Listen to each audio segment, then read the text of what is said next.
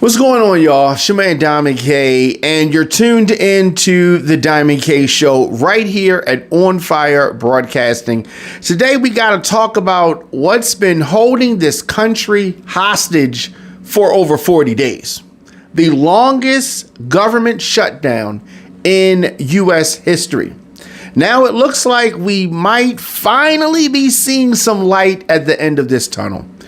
But before we start celebrating, let's break down exactly what is happening, what led to this mess, what the New Deal includes, and what it really means for everyday Americans.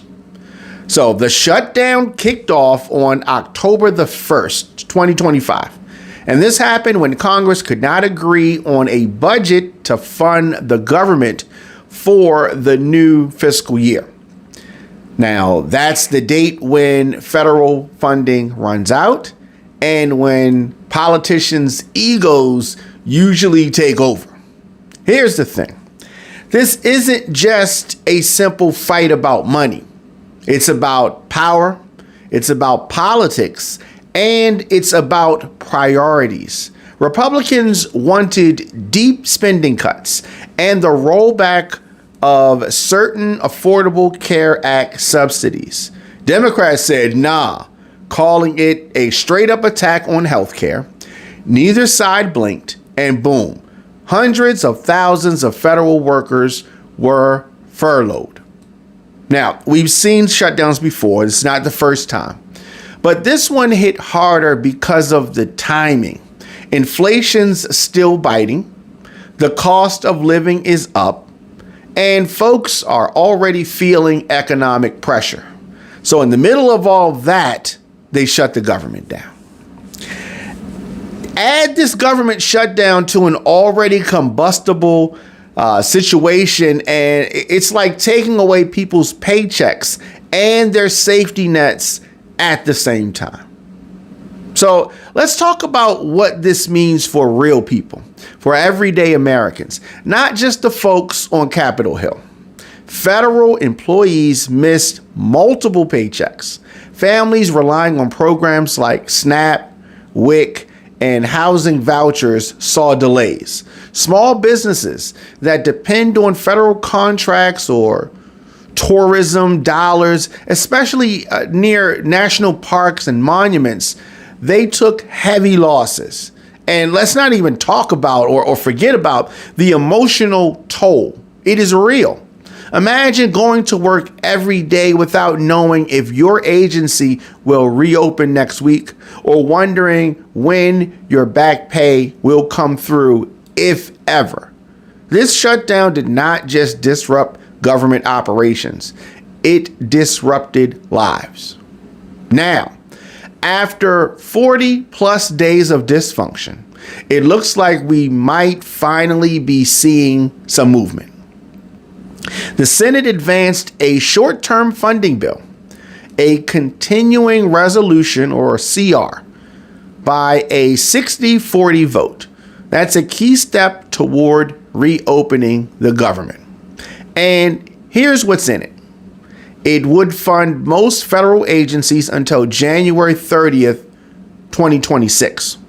Certain departments like Veterans Affairs and Agriculture would be funded through the entire next fiscal year.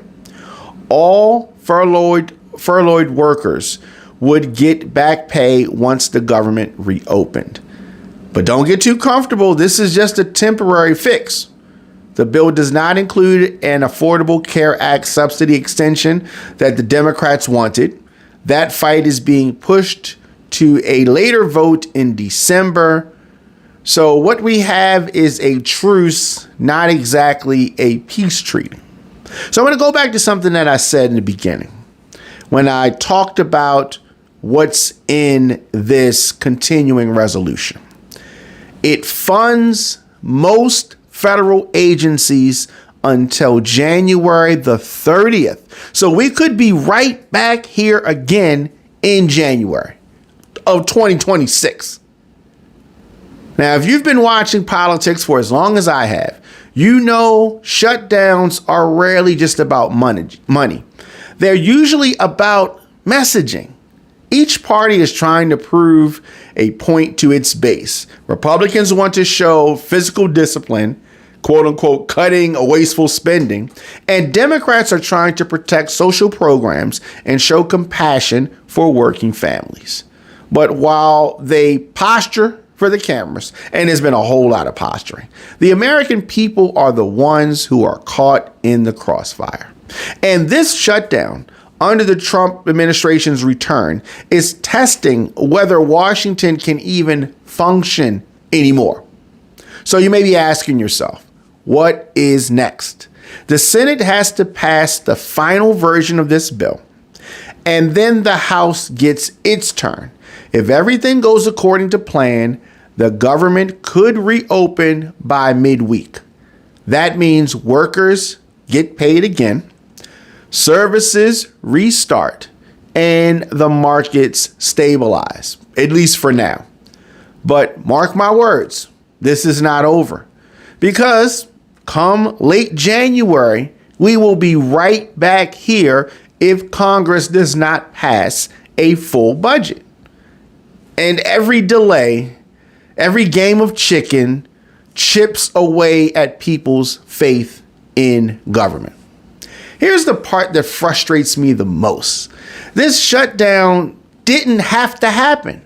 If Democrats weren't going to get what they were asking for, which it didn't seem like it, they were just trying to prove a point, which means we did not have to get here. It did not have to happen this way.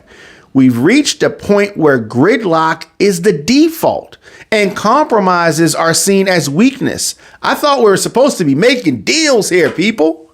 Meanwhile, Americans, everyday Americans, are the ones who are suffering.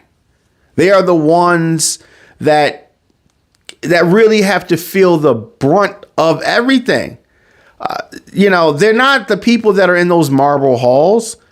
These are the regular folks clocking in at the post office or running a small business or teaching kids or trying to buy groceries. America cannot afford to keep running government by crisis. We need leadership that values solutions over sound bites. That's what I've been saying for years. Either lead or get out of the way. So as the Senate prepares to take its final vote, remember this: even when the lights are off in Washington, the people are still watching. I'll be keeping a close eye on this story all week, breaking down what the deal really means and who it helps and who it hurts. Make sure you subscribe to The Diamond K Show wherever you get your podcasts and follow at The Diamond K Show on all platforms. I'm Diamond K. Make sure that you stay informed, stay engaged, and stay on fire. I will see you guys tomorrow.